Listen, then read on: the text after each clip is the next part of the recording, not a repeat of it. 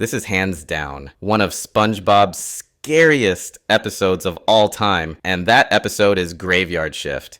Now, if you're a SpongeBob fan, you probably already know this one because it's infamous for creeping people out. This episode starts off completely normal, with Mr. Krabs being, well, Mr. Krabs.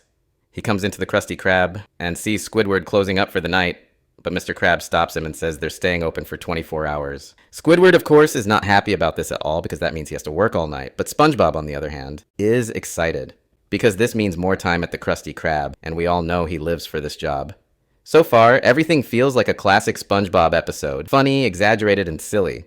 But things take a dark turn real fast. Now Squidward, being the miserable guy he is, doesn't want to deal with SpongeBob's excitement. So he decides to scare him by making up a scary story about the Hash-Slinging Slasher. And this is where things start getting eerie. Squidward really goes all in on this story, talking about how the Hash-Slinging Slasher was a former fry cook who accidentally cut off his own hand and replaced it with a rusty spatula.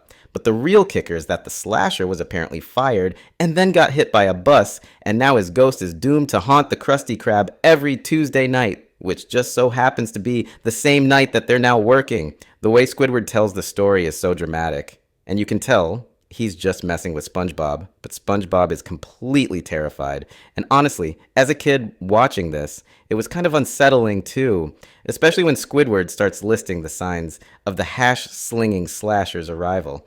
He says that first, the lights will flicker on and off, then the phone will ring, but when you answer, no one will be there. And finally, the Hash-Slinging Slasher will appear outside the Krusty Krab, standing in the shadows, waiting to come in. Now, at this point, Squidward is just having fun scaring SpongeBob. But then things take a turn that even he wasn't expecting. The first sign happens. The lights start flickering. Squidward brushes it off as just a power issue, but SpongeBob is already losing it. Then the second sign happens. The phone rings. When they answer, no one is there. Squidward is still trying to play it cool, but now he's starting to feel a little uneasy because this is starting to line up exactly with the story he just made up. And then the scariest moment happens. The final sign. Someone appears outside the Krusty Krab, standing in the darkness. At first, you can barely see the figure, just a dark, shadowy shape with glowing eyes, standing motionless in the distance. The tension in this scene is insane. SpongeBob and Squidward are both frozen, just staring at the figure, waiting for it to move. And then the figure starts slowly approaching. At this point, SpongeBob is screaming at the top of his lungs, running around in circles. And honestly, I don't blame him. Squidward, on the other hand, is still trying to convince himself that this is just some prank or a weird coincidence. But then he starts panicking too, because this thing is still coming closer. The way this scene is done is so unsettling. It's dark, the flickering lights add this eerie effect, and the slow movement of the figure makes it feel like something straight out of a horror movie. And then, just when you think it couldn't get any scarier, we get one of the most infamous SpongeBob moments of all time, the close-up of Nosferatu.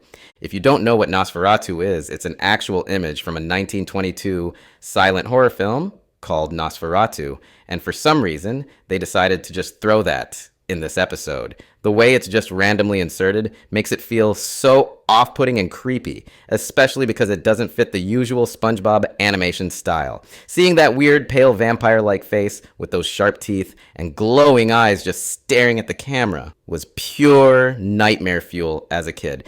It's one of those moments that just sticks with you forever because of how unexpectedly terrifying it is.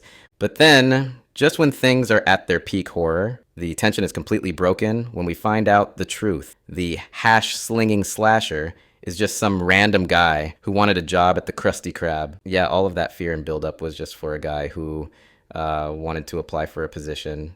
It's such a ridiculous and classic SpongeBob way to end things, but that doesn't take away from how genuinely scary the rest of the episode was. And then, to make things even weirder, Nosferatu is revealed to be the one flickering the lights the whole time, which just adds to the bizarre and creepy factor of the whole thing. This episode stands out because it does horror so well while still being funny.